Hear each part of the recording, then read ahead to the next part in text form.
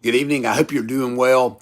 Wanted just to share something with you. I know that we're all kind of batting down for the storm, and as I record this, I really don't know what's going to happen in Florence. This evening at 6:15. Although with the curfew and the forecast, even still, we at the church saw a need to say we're not going to do.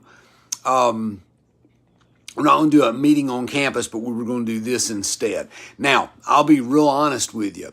I recorded this to you from Florida right now because my third grandson is about to be born. I haven't heard anything yet, but he is about to enter this world either today, late today, or early tomorrow. And we're excited about that. Therefore, Diana and I, we had planned this days ago when we found out the need was there. We drove down last night, and we drove through the storm. Now, I will tell you, all kinds of people in Florence told me you're crazy, and what are you doing heading into it? I'll be honest with you, it rained worse on us in Florence yesterday than it did anywhere else. I'm hoping that that's a precursor to, the storm weakening. We went right through Savannah and no issues, had some wind between Savannah and the Florida line. Other than that, we had a pretty easy trip down to where Drew lives. So would appreciate your prayers. By the time you watch this, he may be here, although kind of doubt it, but we'll see. But it was interesting. We've had this storm coming in, lots of things happening with that. And one of the things that I have found interesting in watching this storm process is yesterday, there were people around me that knew we were going to need to do this, and it was just kind of a fact of life for us. And so a lot of folks, oh man, be careful. Oh, we're worried about you. I appreciate that. A lot of people prayed. There was a point where I felt like Moses in the Red Sea. There was a point really when we got on the interstate through Savannah where we had zero rain. I mean, it's raining in Florence and we get on the interstate and it's like the clouds opened up for us for a little bit. That was really cool. Got below Savannah, we saw some rain, we saw some wind, but again, not a bad trip. But as we were heading in, there were people going, oh no, the interstate's flooded, and I even eventually saw a picture that some of them were talking about that was supposedly, the picture actually wasn't even I-95, but it was labeled, this is I-95 right now. And it was completely covered over in water. And so kind of a scary thought. What had happened, though, if you look very close at the post, the original post was from 8 years ago. It actually wasn't I-95, it was I-26, but that's another story for another day.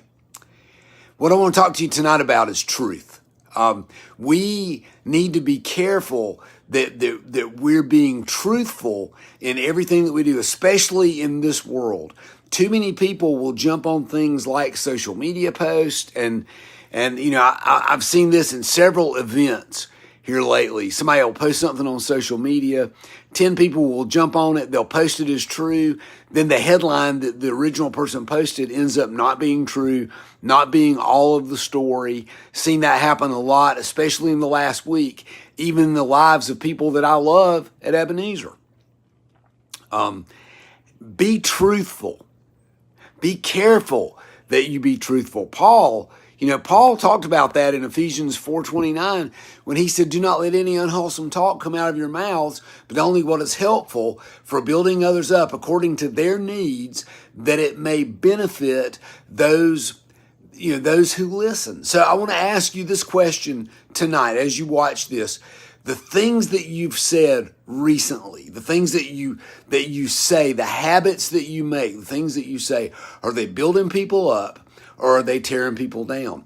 If we're sharing things that we don't know are true, we're in danger of tearing people down. If we're sharing gossip, we're tearing people down. If we're sharing things that we might not even know are not true, but they get clicks, on Facebook and things like that, we are tearing people down, and that is clearly against the mission of the church. It's clearly against what God is calling you to do. So tonight, as we kind of move through these next few days, and weeks, I want to beg you, because the church needs you. I'm not just talking about Ebenezer. I'm talking about the church needs you to be truthful. Don't mislead people.